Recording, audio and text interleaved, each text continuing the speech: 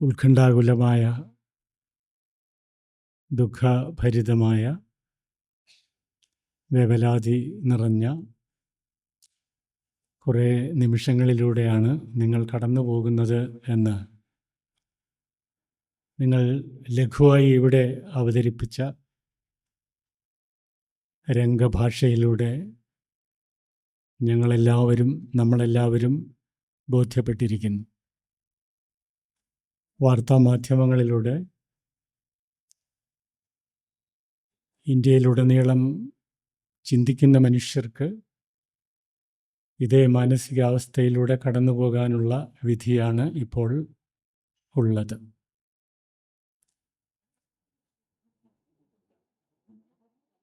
ഈശ്വരനു മുൻപേ ഒരു മനുഷ്യനെ സങ്കല്പിക്കുന്ന മനുഷ്യരുണ്ട്.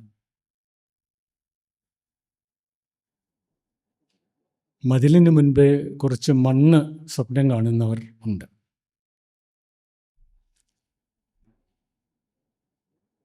ബുദ്ധിക്ക് മുൻപേ കുറച്ച് സ്നേഹം ആഗ്രഹിക്കുന്നവർ ഈ ഭൂമിയിൽ എല്ലായിടത്തും ഉണ്ട്.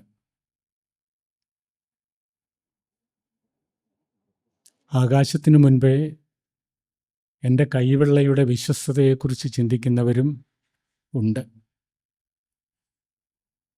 അവരിലേറെയും പ്രതിഭ കൊണ്ടും ഭാവന കൊണ്ടും കവികളായിരിക്കാനാണ് സാധ്യത.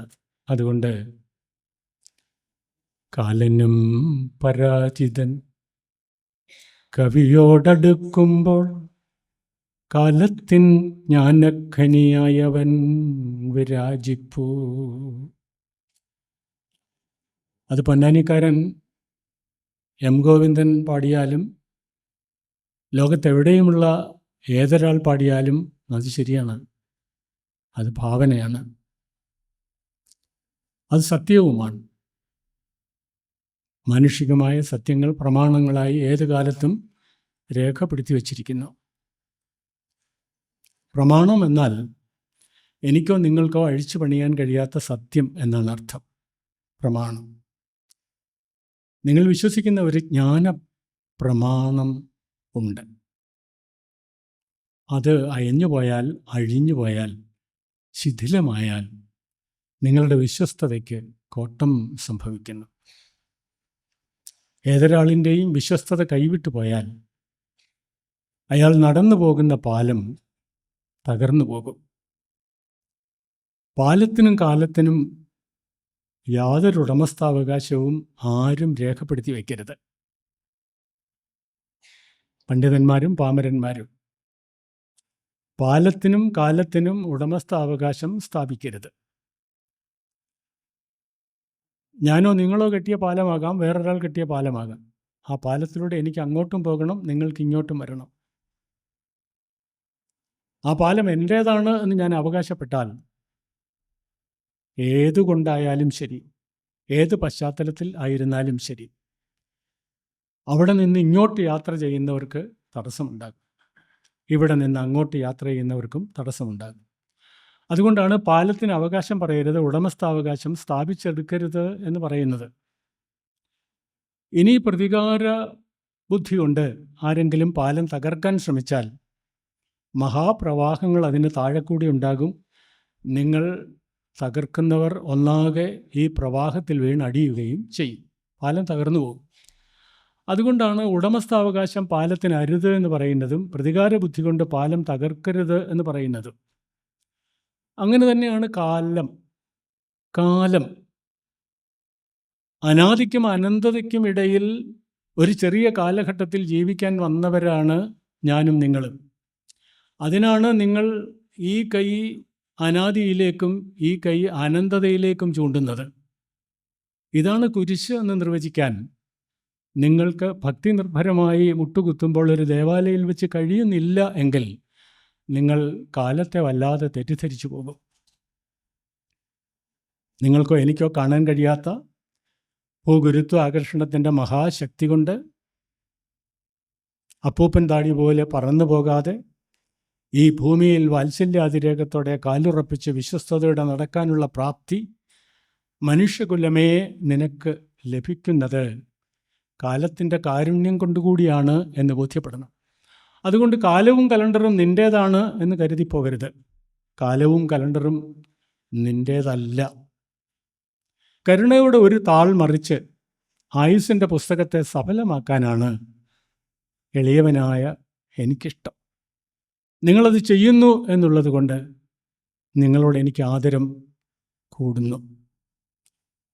നിങ്ങളിവിടെ കാണിച്ച, പ്രതീകാത്മകമായി കാണിച്ച, രോഗാതുരത ബാധിച്ച, കൈകാലുകൾ അറ്റുപോയ മനുഷ്യരെ എത്രയോ കാലം ശുശ്രൂഷിച്ച പരിചയം ഈ എളിയവൻ്റെ ധന്യജീവിതത്തിൽ ഉണ്ട്. അതുകൊണ്ട് അടിമുടി പ്രസരിക്കുന്ന ദയാവായ്പിൻ്റെ സഫലമായ അംശങ്ങൾ ഈ പാലത്തിലൂടെയും കാലത്തിലൂടെയും ആരുടെയും ഉടമസ്ഥാവകാശത്തിലില്ലാത്ത ഈ രണ്ട് ഉപാധികളിലൂടെയും മാധ്യമങ്ങളിലൂടെയും മാർഗങ്ങളിലൂടെയും എൻ്റെ കാവ്യസംസ്കൃതിയിൽ ഉൾച്ചേർന്ന് കിടപ്പുണ്ട്. അതുകൊണ്ട് എല്ലാ സ്വത്തിനുമപ്പുറം ഞാനൊരു സത്തയെ കാണുന്നു. കടൽ കാണുമ്പോൾ എനിക്ക് അമൃതിനെ സ്വപ്നം കാണേണ്ടി വരുന്നു. എനിക്ക് മല കാണുമ്പോൾ ഒരു ഔഷധപ്പച്ചിലെ സ്വപ്നം കാണാൻ കഴിയുന്നു. എനിക്ക് മേഘങ്ങളെ കാണുമ്പോൾ ഒരു തുള്ളി ജലത്തെക്കുറിച്ച് സ്വപ്നം കാണാൻ കഴിയുന്നു. എനിക്ക് കടുത്ത വേനലിനെ കാണുമ്പോൾ ഞാൻ ഒരു തുള്ളി തുഷാരബിന്ദുവിനെ കൂടി സ്വപ്നം കാണുന്നു. അതുകൊണ്ട് നിങ്ങളുടെ വേദന ഒടുങ്ങും എന്ന് പറയാനാണ് എനിക്കിഷ്ടം. നിങ്ങളുടെ വേദന മാറും. മാറാത്തത് എന്താണ്? നിങ്ങളുടെ വേദന തീർച്ചയായും മാറും. ഒരു പൂ വിരിയുമ്പോൾ നിങ്ങളുടെ മുള്ളുകളെല്ലാം അപ്രസക്തമാകും. നിങ്ങൾ മുള്ളിനെ മുറ്റത്ത് നട്ടു വളർത്തുന്നത് നാളെ ഒരു പൂ വിരിയും എന്ന വിശ്വസ്തതയാൽ ആണ്, അല്ലേ? നാളെ ഒരു പൂ വിരിയും എന്നുള്ളത് കൊണ്ടാണ് മുള്ളുള്ള ഒരു ചെടിത്തണ്ടിനെ നിങ്ങൾ ചെടിച്ചട്ടിയിൽ വളമിട്ട് ജലമൊഴിച്ച് പരിപാലിക്കുന്നത്. നിങ്ങൾക്ക് മുമ്പേ നടന്നുപോയവർ എത്ര വേദന സഹിച്ചിട്ടുണ്ടാകും എന്ന് ഒരു പുസ്തകത്തിൻ്റെ മുമ്പിലിരുന്ന് ഏകാഗ്രതയോടെ കാണുമ്പോൾ, ചിന്തിക്കുമ്പോൾ, ഓ, നാം വേറൊരു ലോകത്തെത്തിപ്പോകും, അല്ലേ? സാനന്ദരൂപം സകല പ്രബോധം ആനന്ദദാനാമൃത പാരിജാതം എന്നൊക്കെ ഏകാഗ്രമായി വീടുകളിൽ കാവ്യം വായിക്കുന്ന കാലമാണ് കർക്കിടകം, അല്ലേ? അതെ, ഇത് കവിതയെ ഉപാസിക്കുന്ന കാലമാണ്. ദാരിദ്ര്യത്തിൻ്റെ പരകോടിയിൽ കോരിച്ചെരിയുന്ന മഴയത്ത് അധ്വാനിക്കാൻ പുറത്തു പോകാൻ കഴിയാത്ത മനുഷ്യൻ അവൻ്റെ കണ്ണുനീരിനെ അകത്തേക്കൊഴുക്കി കാവ്യമയമാക്കി അതിനെ ജീവിതത്തിൽ സർവ്വ കയ്പുകളെയും മധുരമാക്കാമോ എന്ന് ചിന്തിച്ച് കവിത ഉപാസിക്കുന്ന മാസമാണ് ഇത്. പക്ഷെ അതിൽ കടുത്ത ദുഃഖം ഒളിച്ചിരിപ്പുണ്ട്. നിങ്ങൾ പിന്നിട്ട് പോകുന്ന ജീവിതത്തിൽ മുഴുവൻ കടുത്ത ദുഃഖങ്ങൾ ഒളിച്ചിരിപ്പുണ്ട്. എനിക്കൊന്നറിയാം, യേശുക്രിസ്തു സഹിച്ച ദുഃഖം നമ്മൾ ആരും അനുഭവിക്കുന്നില്ല. സീത സഹിച്ച ദുഃഖം നമ്മൾ ആരും അനുഭവിക്കുന്നില്ല. ശ്രീരാമൻ അനുഭവിച്ച ദുഃഖം നമ്മൾ ആരും അനുഭവിക്കുന്നില്ല. ഉണ്ടെന്ന് കരുതുന്നത് സ്വന്തം ജീവിതത്തെ സ്വാർത്ഥതയോടെ നേരിടുമ്പോൾ മാത്രമാണ്. അതുകൊണ്ട് ഞാനൊരു കവിയെന്ന നിലയിൽ എത്രയോ കാലം മുമ്പേ നിങ്ങൾക്ക് പാടാൻ രക്ഷക എൻ്റെ പാപഭാരമെല്ലാം നീക്കണേ എന്നെഴുതി കാലത്തിന് സമർപ്പിച്ചു കൊടുത്തിട്ടുണ്ട്. അതേ വിരൽ കൊണ്ട് തന്നെയാണ് ആശാദീപം കാണുന്നു ഞാൻ, നാഥ നിന്നെ തേടുന്നു ഞാൻ എന്നൊക്കെ എഴുതിയതും അതേ വിരലുകൾ തന്നെയാണ്. അതേ വിരലുകൾ തന്നെയാണ് അത്യുന്നതങ്ങളിൽ ദൈവമഹത്വം പാടും എന്നെഴുതിയതും അതേ വിരലുകൾ തന്നെയാണ്. ഇതൊക്കെ ഏതെങ്കിലും ഒരാളിൻ്റെ മഹത്വം പറയാൻ, വ്യക്തിപരമായി ഞാൻ ഏതെങ്കിലും മഹത്വം നടിക്കാനാണെന്നൊന്നും കരുതി കളയരുത്. അത് യാഥാർത്ഥ്യമാണ്. കാലത്തിൻ്റെ ചുവരുകളിൽ അത് ആലേഖനം ചെയ്യപ്പെട്ടിരിക്കുന്നു. എൻ്റെ ആയുസ്സിൽ അത് എഴുതി ചേർക്കപ്പെട്ടിരിക്കുന്നു. എൻ്റെ കാലശേഷവും അവയെല്ലാം നിലനിൽക്കുന്നു എന്ന ഭാഷാപരമായ കാവ്യപരമായ ബോധം കൊണ്ട് അഭിമാനത്തോടു കൂടി ഞാൻ സൂചിപ്പിച്ചുവെന്ന് മാത്രമേ ഉള്ളൂ. ഞാൻ ചില കാര്യങ്ങളിൽ അഭിമാനിക്കുന്നു. ഞാൻ ഈ ആകാശത്തുയർന്നു പറക്കുന്ന ഒരു ത്രിവർണ്ണ പതാക കാണുമ്പോൾ ഞാനൊരു മഹാരാഷ്ട്രത്തിൻ്റെ ആകെ ഉജ്ജ്വല സംസ്കാരത്തെ ഓർക്കുന്നു, അതിനെ പൂജിക്കുന്നു. ഞാനൊരു ഭരണഘടന കാണുമ്പോൾ അതിൽ എന്നെ കൂടി ചേർത്ത് വെച്ച് ഞാൻ ആലോചിക്കുന്നു, എനിക്കുമുണ്ട് ഈ കാലത്ത് ജീവിക്കാൻ, ഈ പാലത്തിലൂടെ നടക്കാൻ ഒരു അവകാശം എന്ന് ഞാൻ കരുതുന്നു. എനിക്കുമുണ്ട് എൻ്റെ ജനതയ്ക്ക് കാരുണ്യം സമർപ്പിക്കാനുള്ള ഒരു വഴി എന്ന് ഞാൻ ബോധ്യപ്പെടുന്നു. എനിക്ക് മുൻപേ വേദനിച്ച് നടന്ന മനുഷ്യർ കാണിച്ച മഹാമാതൃകയിലൂടെ ഞാൻ ചില പ്രതീകാത്മകത സൂക്ഷിക്കുന്നു, ചില അടയാളങ്ങൾ ഞാൻ സൂക്ഷിക്കുന്നു. കഴുത്തിൽ കൊരുത്തിട്ടിരിക്കുന്ന കുരിശിൻ്റെ അർത്ഥം ഞാൻ സൂചിപ്പിച്ചല്ലോ. ഒരൊറ്റ വാചകത്തിൽ മതി അത് സൂചിപ്പിക്കാൻ കഴിയും. ബാക്കി നിങ്ങൾക്ക് വേണമെങ്കിൽ ഒരു ആയുസ് മുഴുവൻ അതിനെക്കുറിച്ച് നിങ്ങൾക്ക് ആലോചിക്കാനാണല്ലോ ഈ ജീവിതം, ആലോചിക്കാനാണല്ലോ. ഞാൻ രണ്ട് മനുഷ്യർ തമ്മിൽ കലഹമുണ്ടാക്കുമ്പോൾ ഞാൻ ഇങ്ങനെ ചിന്തിക്കുന്നു, പൊരുതു ജയിപ്പത സാധ്യം ഒന്നിനോടൊന്നൊരു മതവും പൊരുതാലൊടുങ്ങുവേല. ഇതാണ് ഞാൻ പഠിച്ച പാഠം. പൊരുതി ജയിക്കാമെന്ന് കരുതരുത്, നീ ജയിക്കാൻ പോകുന്നില്ല. പൊരുതു ജയിപ്പത സാധ്യം ഒന്നിനോടൊന്നൊരു മതവും പൊരുതാലൊടുങ്ങുവേല. പരമതവാദി ഇതോർത്തിടാതെ പാഴായി പൊരുതു പൊലിഞ്ഞിടുമെന്ന ബുദ്ധി വേണം. ഈ ബുദ്ധിയെക്കുറിച്ചാണ് ഞാൻ നേരത്തെ ചിന്തിച്ചത്, ഞാൻ നേരത്തെ പറഞ്ഞത്. ബുദ്ധി, അതിൻ്റെ തൊട്ട് താഴെ ഒരു വാക്കുണ്ട്, ബുദ്ധം. ഈ ബുദ്ധി ഏതെല്ലാം തരത്തിൽ ചിറക് വിരിച്ച് പറക്കാൻ ആഗ്രഹിക്കുന്നോ, നീ പറന്നാർജിച്ച ജ്ഞാനം മുഴുവൻ നിന്നിലേക്ക് ഉൾക്കൊള്ളുന്ന ഒരു പ്രക്രിയയുടെ പേരാണ്, ശുദ്ധ പ്രക്രിയയുടെ പേരാണ് ബുദ്ധം. ബുദ്ധി എന്തെല്ലാം നിനക്ക് സംഭാവന ചെയ്തിട്ടുണ്ട് പുഷ്പാത്മകമായി, അത് മുഴുവൻ നിൻ്റെ ഉള്ളിൽ അടക്കം ചെയ്തിരിക്കുന്ന വലിയ സംസ്കൃതിയുടെ പേരാണ്, ദർശനത്തിൻ്റെ പേരാണ് ബുദ്ധം എന്നത്. ഇത് മനസ്സിലാക്കാതെ പോയാൽ യുദ്ധത്തിലേക്കാണ് നാം പോവുക, ബുദ്ധിയിലേക്കല്ല പോവുക. ബുദ്ധം ഉപേക്ഷിച്ചാൽ നാം യുദ്ധത്തിലേക്കാണ് പോവുക. ഒരു നിമിഷം യുദ്ധത്തിലേക്ക് പോയാൽ ആർജിച്ച സംസ്കൃതി മുഴുവൻ സംഹാരാത്മകതയ്ക്ക് കുരുതി കൊടുക്കേണ്ടി വരും. അതാണ് ഈ മനുഷ്യായുസ്, ചരിത്രായുസ് നമ്മളെ പഠിപ്പിച്ചത്. അതുകൊണ്ട് പൊരുതു ജയിപ്പത് അസാധ്യം എന്ന് ഇനി എന്നാ പാടുക? ആരാണ് അറിയുക? ഇത് എത്ര പ്രാവശ്യം ആവർത്തിക്കണം? പല മതസാരവുമേകമെന്നു പാരാതെ ഉലകിലൊരാനയിൽ അന്ധരെന്ന പോലെ പലവിധ യുക്തി പറഞ്ഞു പാമരന്മാർ അലവതു കണ്ടലയാതമർന്നിടേണം.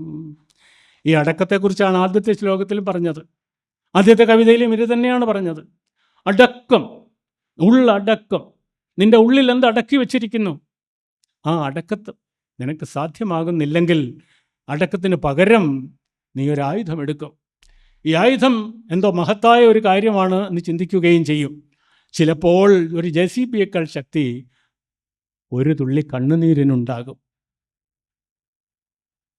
അതാണ് നിങ്ങൾ പഠിച്ചത്. ആ കണ്ണുനീരിൻ്റെ ശുശ്രൂഷയാണ് നിങ്ങൾ രോഗികൾക്ക് ചെയ്തത്. നിങ്ങൾ മുറിവേറ്റവരെ സാന്ത്വനിപ്പിക്കുന്നത് ധനം കൊണ്ടല്ല, അത് അവസാനം. ആദ്യം നിങ്ങൾ അനുതാപം കൊണ്ടാണ്, അനുകമ്പ കൊണ്ടാണ് അവരെ ശുശ്രൂഷിക്കുന്നത്. ഭൂഖണ്ഡങ്ങൾ നിങ്ങൾ കടന്നു വന്നത്, സാഗരങ്ങൾ നിങ്ങൾ തുഴഞ്ഞു വന്നത്, നിങ്ങളെല്ലാ പരീക്ഷണങ്ങളെയും അതിജീവിച്ചു വന്നത് കരുണയുടെ മാനുഷികതയിലൂടെയാണ് എന്ന് ബോധ്യപ്പെടാനുള്ള വലിയ സംസ്കാരം നിങ്ങൾക്കുണ്ട്. ഞാൻ എൻ്റെ സംഭാഷണം അവസാനിപ്പിക്കുകയാണ്. അരുളില്ലെങ്കിൽ അസ്ഥി തോൽ സിര നാറുമുടമ്പ് താനിവൻ എന്ന് പാടിയ ഒരു ഗുരു മലയാളക്കരയിലുണ്ട്. അരുളില്ല. എന്താണ് അരുൾ? അരുളാണ് നിങ്ങൾ ബോധ്യപ്പെടേണ്ടത്. ഈ പ്രപഞ്ചത്തിലെ ജീവിതം നിങ്ങൾക്ക് അരിച്ചു പറക്കി തന്ന, ഫിൽറ്റർ ചെയ്തു തന്ന, ശുദ്ധീകരിച്ചു തന്ന ഒരു ജ്ഞാനമാണ് അരുൾ എന്ന് പറയുന്നത്. അരുളില്ലെങ്കിൽ അസ്ഥി തോൽ സിര നാറുമുടമ്പ് താൻ ഇവൻ. ഇത്രയേ ഉള്ളൂ ഇവൻ. പക്ഷെ അരുൾ വേണം. അരുളില്ലാത്തവർ അധികാരം കൊണ്ട് കാണിക്കുന്ന എല്ലാ കുറ്റങ്ങളുടെയും ശിക്ഷ അനുഭവിക്കേണ്ടി വരുന്ന പാവങ്ങൾ അവരുടെ അഭയസ്ഥാനം അവസാനത്തെ പ്രാർത്ഥനയാക്കി മാറ്റുമ്പോൾ അവിടെ ശക്തിയില്ല എന്ന് കരുതരുത്.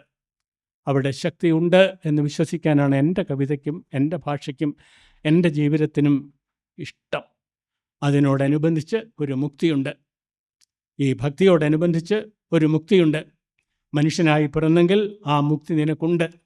അതുകൊണ്ടാണ് ഞാൻ പഠിച്ച ഗ്രന്ഥം തുറന്ന് അതിൻ്റെ ആദ്യത്തെ ശ്ലോകം വായിക്കുമ്പോൾ കിമപി വിചാരിച്ചിടുകിൽ മനുഷ്യജന്മനി വേണം മുക്തി വരേണ്ടുകിൽ കൃമിജന്മത്തിലും എളുതായി വരും ഈ വിഷയസുഖം ബദ നാരായണ ജയ എന്നൊക്കെയുള്ള പ്രാർത്ഥന ഉണ്ടായിരുന്നത്.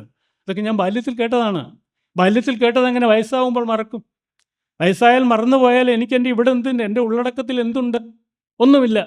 എല്ലാ ഉള്ളടക്കത്തെയും ഞാൻ ഊതി മാറ്റി ശിഥിലമാക്കിക്കൊണ്ട് ജീവിച്ചിരുന്ന് കളയാം എന്ന് ഞാൻ കരുതുന്നത്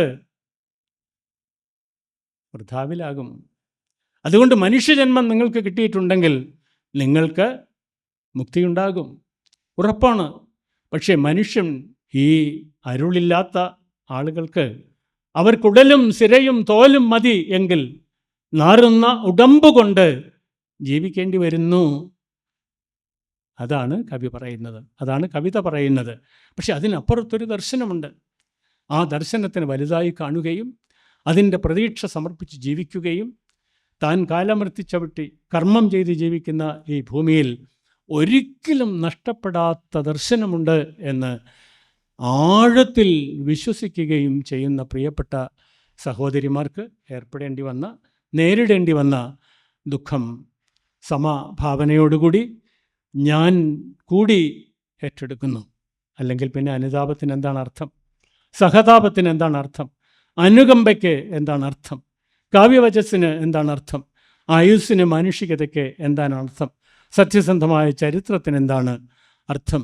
അതുകൊണ്ട് നിശബ്ദമായി പ്രാർത്ഥനയോടെ ഏകാഗ്ര മനസ്സോടെ എൻ്റെ വാക്കുകളെ കേട്ടിരിക്കുന്ന എല്ലാ സഹോദരങ്ങൾക്കും നിങ്ങൾ നേരിടേണ്ടി വന്ന ദുഃഖത്തിൽ നിങ്ങളോടൊപ്പം സങ്കടം ഏറ്റെടുക്കാനും അതിന് പരിഹാരമുണ്ടാകുമെന്ന് ഉറച്ച് വിശ്വസിക്കാനും ചങ്കുറപ്പോടെ കരളുറപ്പോടെ നിങ്ങളുടെ പ്രതിഷേധത്തിൽ പങ്കുചേരാനുമുള്ള സത്യസന്ധത ആത്മാർത്ഥമായി അവതരിപ്പിച്ച് നിങ്ങൾക്ക് വാക്ക് തന്ന് എൻ്റെ സംഭാഷണം ഇവിടെ അവസാനിപ്പിക്കുന്നു.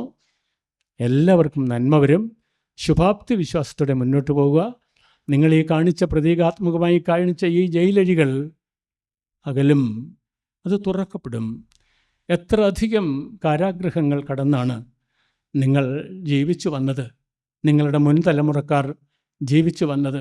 എത്ര കൊടുങ്കാറ്റുകളെ നിങ്ങൾ അതിജീവിച്ചിട്ടുണ്ട്, എത്ര ചുഴിക്കടലുകളെ നിങ്ങൾ മറികടന്ന് വന്നിട്ടുണ്ട്, എത്ര പീഡനങ്ങളെ നിങ്ങൾ മറികടന്ന് പോന്നിട്ടുണ്ട്, എത്ര ചാട്ടവാറുകളുടെ ഒച്ച നിങ്ങൾക്കിപ്പോഴും ചരിത്രത്തിൽ മുഴങ്ങിക്കേൾക്കാം അല്ലേ?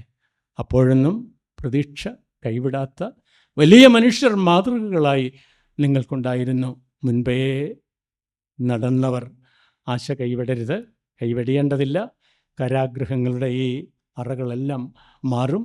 നിങ്ങൾ സ്വതന്ത്രമായ ജീവിതത്തിലേക്ക് കാൽവയ്ക്കും. ഇന്ത്യ മഹാരാജ്യം അങ്ങനെ ഒരു അവകാശം അതിൻ്റെ പ്രജകൾക്ക് നൽകിയിട്ടുണ്ട്. തിരുത്തും, തീർച്ചയായിട്ടും. അബദ്ധം ചെയ്തവരെല്ലാം തിരുത്തിയേ പറ്റൂ, അത്രയല്ലേ പറ്റുള്ളൂ. ചെയ്യണ്ടേ? തിരുത്താത്തതുണ്ടാകുമോ? ഞാൻ വിശ്വസിക്കുന്നില്ല. ഒരുപാട് തിരുത്തലുകളുടേതാണ് മനുഷ്യ ജീവിത ചരിത്രം.